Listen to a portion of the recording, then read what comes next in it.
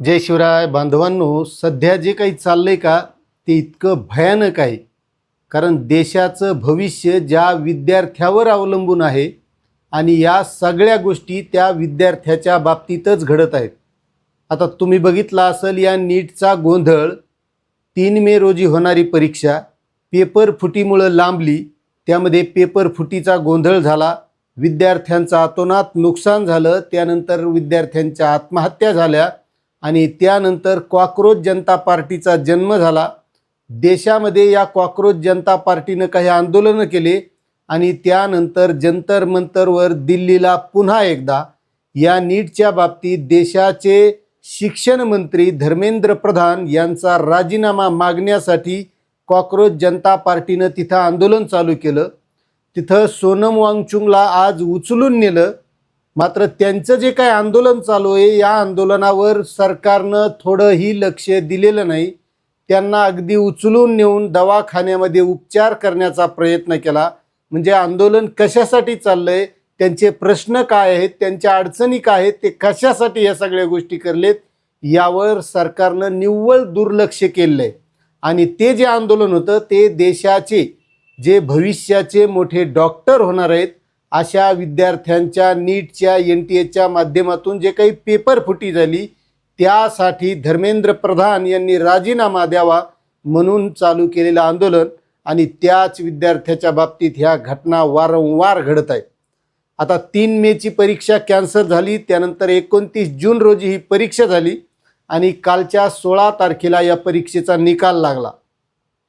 ज्या विद्यार्थ्यांना answer कीमध्ये topper होते, 700च्या वरी मार्क ज्या विद्यार्थ्यांना होते ते विद्यार्थी निकाल लागल्याच्या नंतर अक्षरशः नापास झालेले आहेत. म्हणजे नेमकं हे फेल्युअर कोणाचं आहे, त्या विद्यार्थ्यांचं आहे का त्या व्यवस्थेचं आहे?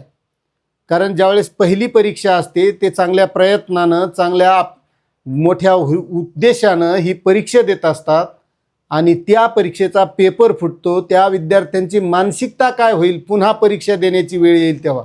आणि यावर सरकार थोडाही विचार करायला तयार नाही. या विद्यार्थ्यांच्या भविष्याशी एकदम खेळणं चाललेलं आहे.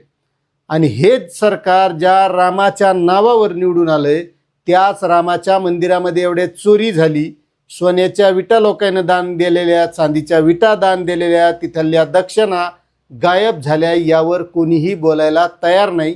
मग यालाच रामराज्य म्हणायचं का नुसतं देवदेवच करत बसायचं आणि ज्या गोष्टी घडत चाललेल्या आहेत यावर दुर्लक्ष करायचं?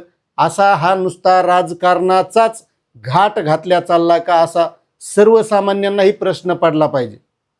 कारण आज विद्यार्थी ते त्यांचे दुसऱ्यांचे मुलं असतील, उद्या भविष्यात आपल्या मुलावर ही वेळ येणार आहे. त्यामुळं प्रत्येकानं या गोष्टीसाठी जागरूक होणं गरजेचं आहे. आता ज्या विद्यार्थ्यांनी ही परीक्षा दिली होती त्यांनी आन्सर की पाहिली, त्या विद्यार्थ्यांना 702 मार्क होते आणि तो विद्यार्थी निकाल लागल्याच्या नंतर जर नापास होत असेल त्या विद्यार्थ्यानं रात्र बेरात्र जागून उपाशी राहून जो अभ्यास केलाय मग त्याचं काय झालंय?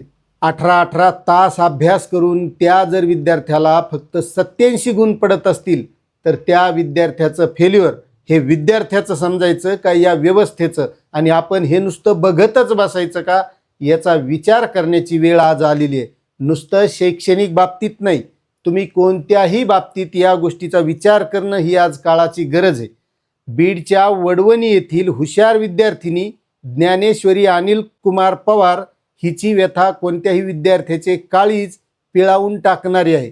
वर्षभर जेवणाची आणि झोपण्याची पर्वा न करता ज्ञानेश्वरीनं 18 तास अभ्यास केला. ते टॉपरच्या शर्यतीत होती. पुन्हा परीक्षा झाल्याच्या नंतर जेव्हा तिने अधिकृत आन्सर की तपासली तेव्हा तिला 720 पैकी तब्बल 700 गुण मिळत होते. मात्र ज्यावेळेस निकाल लागला त्यावेळेस त्या विद्यार्थीला अवघे फक्त 87 गुण त्या स्कोअर कार्डवर दिसले. तिची काय अवस्था झाली असेल बरं? ज्या विद्यार्थिनीनं 18 तास अभ्यास केला त्या विद्यार्थीचं काय हाल झाले असेल? तिच्या वडिलाचं म्हणणं आहे, माझ्या मुलीला मुळात चुकीची OMR सीट जोडलेली गेली आहे.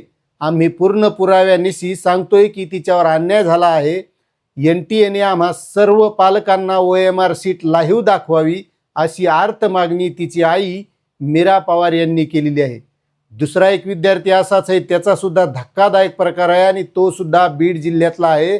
सोहम नितीन गवते या विद्यार्थ्यासोबतही असाच प्रकार घडला. कोणत्या महागड्या खाजगी शिकवण्या नाही किंवा क्लासेस न लावता केवळ स्वतःच्या हिमतीवर अभ्यास करणाऱ्या सोहमला आन्सर कीनुसार 522 गुण मिळत होते. आपला वैद्यकीय शाखेतील प्रवेश निश्चित मानणाऱ्या सोहमला जेव्हा NTA ईमेलवर स्कोअर कार्ड पाठवलं तेव्हा त्यावर अवघे 95 गुण. हा निकाल पाहिल्यापासून सोहम कमालीचा मानसिक धक्क्यात गेला असून त्याने स्वतःला घरात कोंडून घेतला आहे.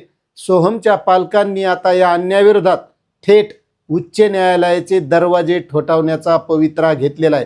आजही त्या लोकांच्या मुलावरची पाळी आहे, उद्याही कोणाच्या तरी आपल्या मुलावर ही पाळी येणार आहे आणि त्यामुळे वेळीच जागृत होणं गरजेचं आहे.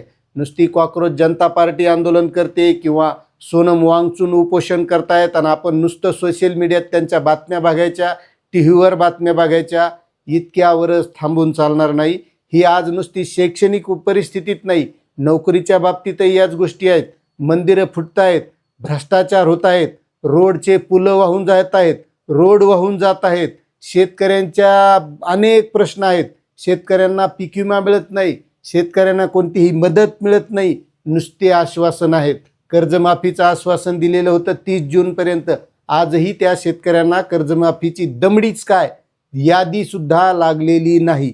आणि जर अशीच परिस्थिती राहिली तर पुढचं काय भविष्य राहील याचा आपणच विचार करावा.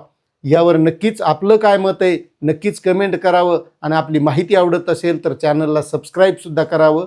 धन्यवाद.